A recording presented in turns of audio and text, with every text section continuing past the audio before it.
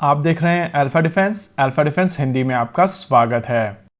आज के इस वीडियो में हम लोग बात करने वाले हैं Su-57 और F-35 लाइटनिंग 2 के बारे में। इस वीडियो के दौरान हम लोग कॉन्वर्सेशन को काफी हद तक टेक्निकल ही रखने वाले हैं और नॉन टेक्निकल एस्पेक्ट्स को इस वीडियो के दौरान हम लोग टच नहीं करेंगे।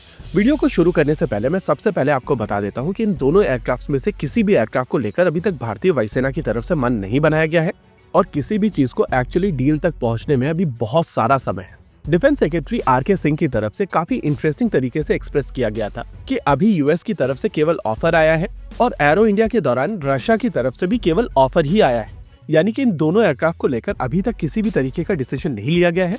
हालांकि ये चीज अब क्लियर है कि आने वाले समय में MRFA में 4.5 जनरेशन के साथ साथ 5th जनरेशन एयरक्राफ्ट भी भारतीय वायुसेना को ऑफर किए जाएंगे और फिर उसके हिसाब से भारतीय वायुसेना को डिसाइड करना है कि एक्चुअली उनकी फ्लीट किस तरीके से दिखने वाली है। टेक्निकल साइड की अगर बात की जाए तो Su-57 एक अच्छा एयरक्राफ्ट है, लेकिन जिस तरीके से इस एयरक्राफ्ट को इमेजिन किया गया था ये अभी तक उसके क्लोज नहीं पहुंचा है। रशियन एइसा रेडार्स को लेकर अभी भी क्वेश्चंस है और ये भी क्लियर नहीं है कि रशियन एइसा रेडार किस तरीके से परफॉर्म कर रहे हैं। अगर भारतीय वायुसेना इस एयरक्राफ्ट को अपने बेड़े में शामिल करने का सोचना चाहती है तो उनको भारतीय रेडार को इस एयरक्राफ्ट के साथ में इंटीग्रेट करने के बारे में सोचना चाहिए और विरूपाक्षा जैसा रेडार अगर Su-57 के पावरफुल इंजन के साथ में इंटीग्रेट होगा तो ये गैलियम नाइट्राइड TR मॉड्यूल्स क्या कमाल कर सकते हैं वो आप इमेजिन भी नहीं कर सकते।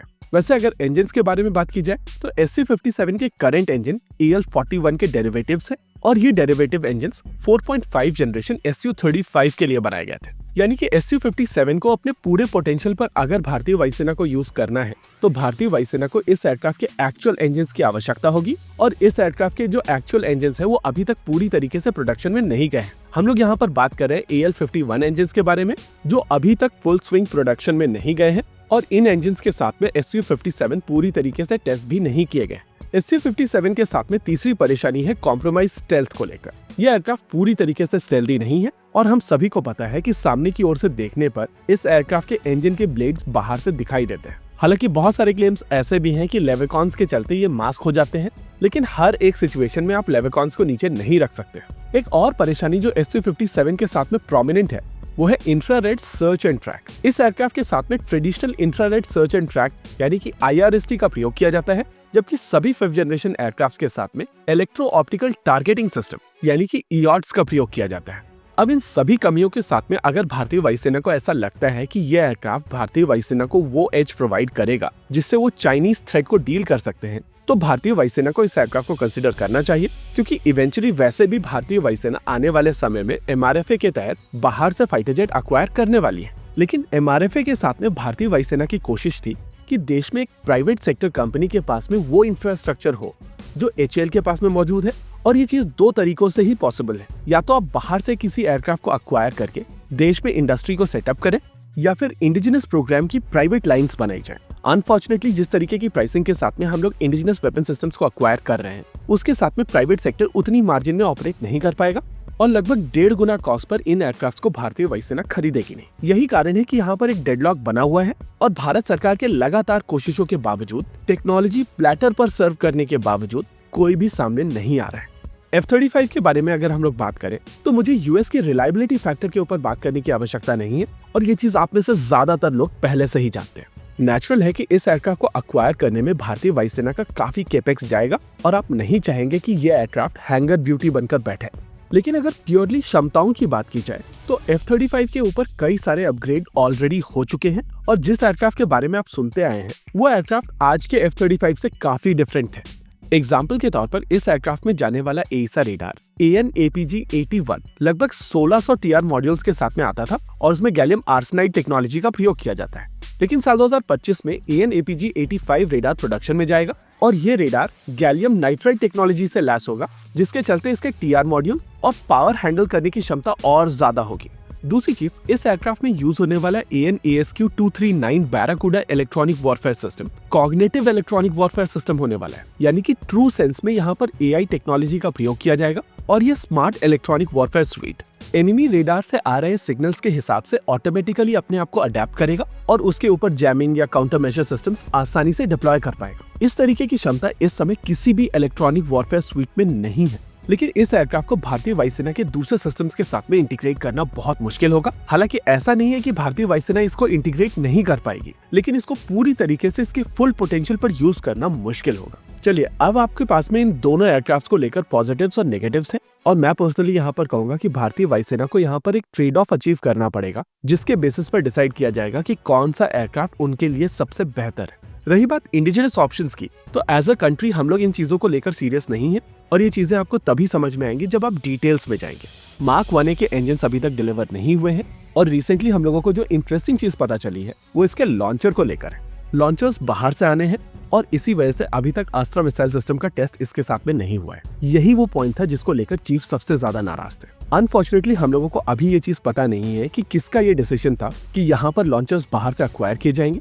दूसरी चीज, तेजस मार्क 2 के इंजन को लेकर अभी तक किसी भी तरीके की डील नहीं हुई है, और फिर बाद में हम लोग ये चीज इंडस्ट्री के ऊपर फाड़ेंगे, ये बोलते हुए कि सीसीएस का अप्रूवल साल 2022 में आया था, और अभी तक इस एयरक्राफ्ट के इंजन को लेकर किसी भी तरीके की क्लैरिटी नहीं आई है। आमका के इंजन को लेकर भी किसी भी तरीके की क्लैरिटी नहीं आई है, और इसका सीसीएस अप्रूवल साल 2024 में आया था। वैसे हम में से बहुत सारे लोग ये भी बोलेंगे कि हम लोग इन एयरक्राफ्ट के बारे में बहुत दिनों से सुनते चले आए हैं, और दसों सालों से हम लोग इन एयरक्राफ्ट के बारे में सुन रहे हैं, लेकिन कोई डेवलपमेंट नहीं हुआ है। देखिए, बातचीत तो हम लोग टेलीपोर्टेशन की भी करते हैं, लेकिन क्या हम लोगों ने एक फॉर्मल प्रोग्राम इनिशिएट किया है?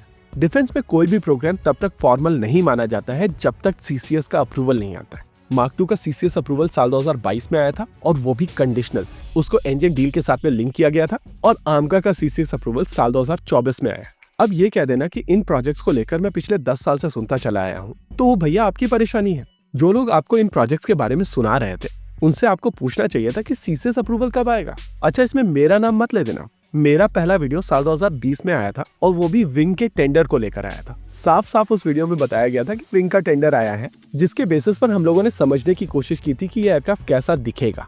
इसके अलावा बहुत सारे लोग इन प्रोग्राम्स के ऊपर काम कर रहे लोगों को जब गाली देते हैं, तो उनको समझना चाहिए कि इन प्रोग्राम्स के ऊपर काम करने वाली कंपनीज काफी छोटी कंपनियां हैं, लेकिन वो बहुत ज्यादा हार्डवर्क कर रही हैं।